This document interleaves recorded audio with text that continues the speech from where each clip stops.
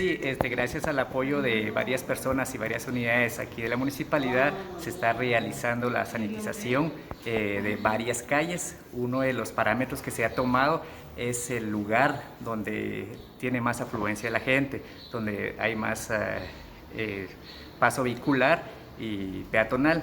Esto con la razón de poder prevenir este COVID-19 que nos está afectando y por la cual cada noche pues está saliendo a realizar la desinfección correspondiente con el apoyo de varias personas. Estamos haciendo un recorrido aproximadamente de 15 a 20 kilómetros diarios para poder cubrir toda el área e inclusive en algunas colonias o aldeas del municipio de Santa Cruz de Liquiche. En esta ocasión, pues como servicios públicos, nos indica qué es lo que se le está aplicando a la calle para que quede limpia prácticamente.